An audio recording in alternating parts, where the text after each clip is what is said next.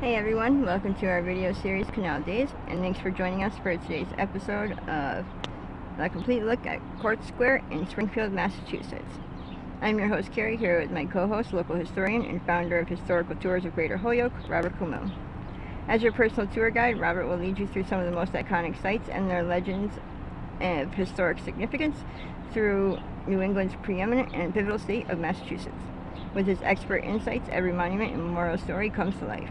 Afterwards, don't forget to check out his website, holyokecanaltour.org, to access the full Canal Days video and podcast series. Also, check out his free in-person public tours offered throughout Western Massachusetts and the 2025 schedule for these special events. You can also book personalized private tours for groups of all sizes, tailored to your interests. To discover all that and much more, remember to log on to holyokecanaltour.org. Get ready to be transported back in time on an unforgettable... Of course, we have separate information for the Symphony Hall, which is a beautiful building, and for the Clock Tower,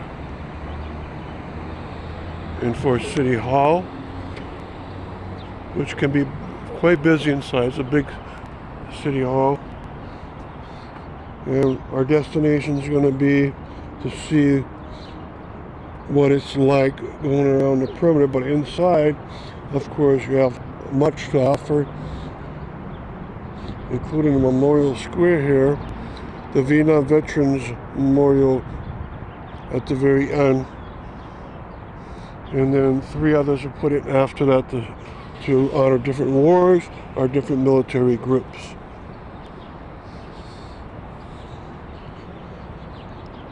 And so you have a classical look, you have a modern look in One Financial Plaza.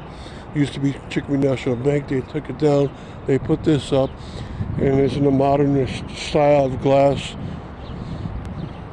and steel beams.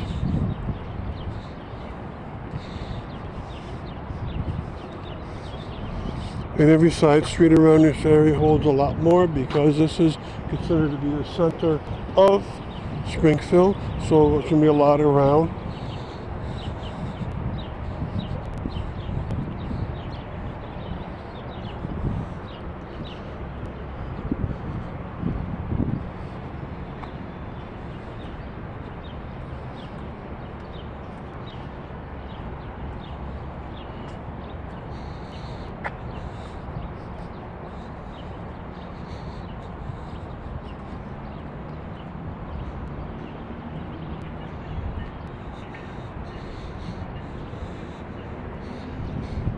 And we're coming up to the area of Main Street.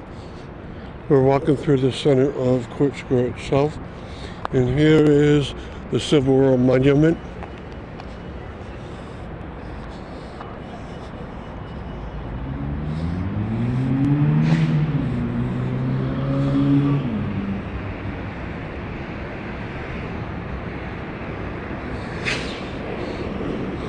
As you look north on Main Street, there's a lot of beautiful stores.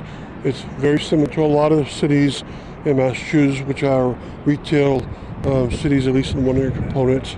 They'll have a main street or such around the area, and this one has quite beautiful stores.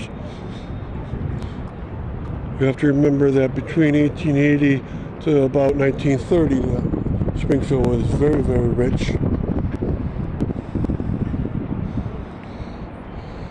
Okay, what we'll do is go down the next side of Court Square, and we get to see the Mass Mutual Center. It used to be the Springfield Civic Center. And here, of course, they still have hockey games, minor league, but they also have graduations, activities, concerts.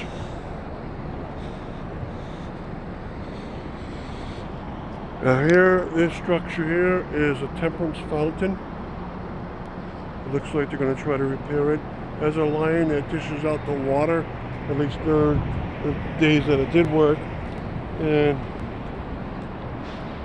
a lot of places will get these temperance fountains put up around years like 1900, 1910.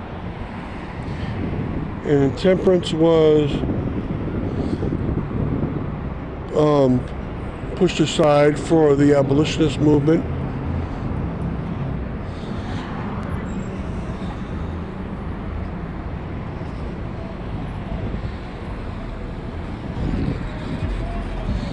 And here's another outdoor pavilion.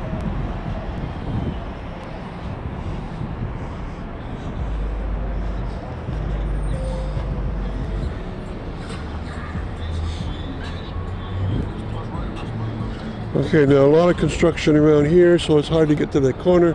But here we see the start of Elm Street. So we're on Court Street to Main Street to Elm Street. And I'll be doing videos on this portion of Main Street at some point.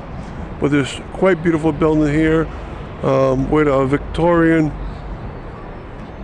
turret or dome. The next building along is the Bayer Block from the year 1836. You can see it's painted a very light tan color. And that's spelled B-Y-E-R-S.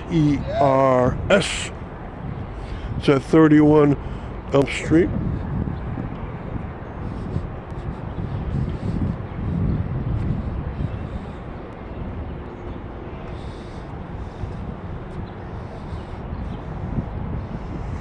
Okay, and here's a nice interesting stone.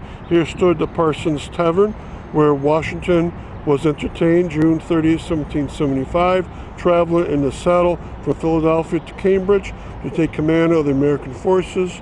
October 21st, 1789, riding in this coach through the New England states as president. Erected by the George Washington Chapter, Sons of the American Revolution, 1914.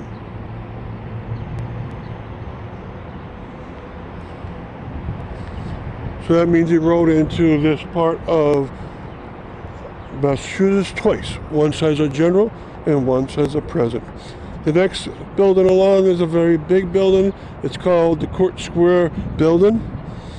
You can see it has installed these beautiful copper pieces which spanned 4 floors on this left side. It has a tower on the top, and that's a set architectural piece that was brought here probably from New York City and installed in place. And the bottom 2 are similar to each other, and the top 2 are very similar to each other and crowned by a double sphinx.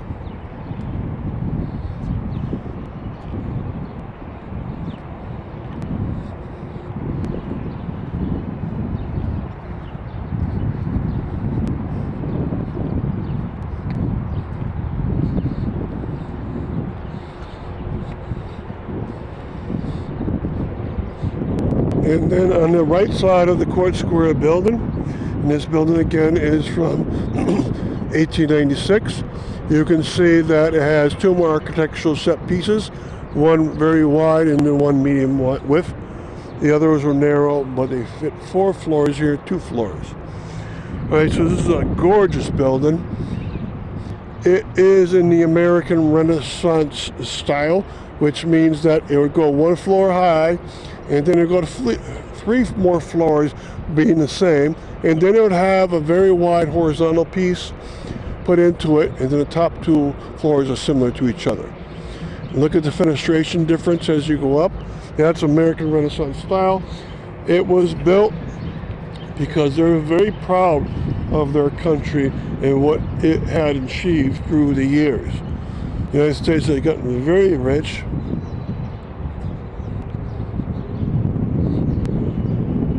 Now down Elm Street you also have the Hampden County Courthouse, which is a Henry Hobson Richardson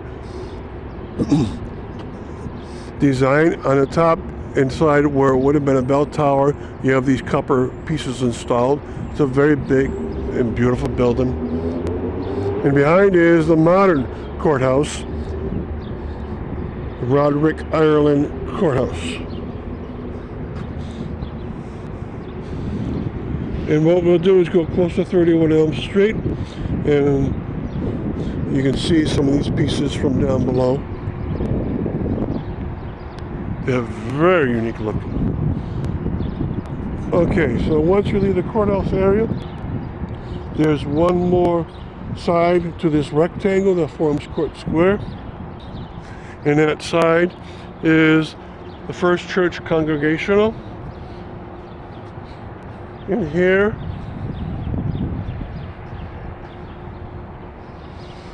you have the 5th edition of the Congregational Church in Springfield, and the 4th edition within Court Square itself.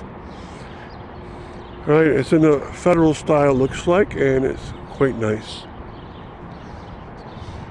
And then behind is the minister's house, which brings us back to the edge, the municipal buildings, and that beautiful clock tower. And you can see the modern buildings in the distance from here. And what I'll do is give you a panoramic.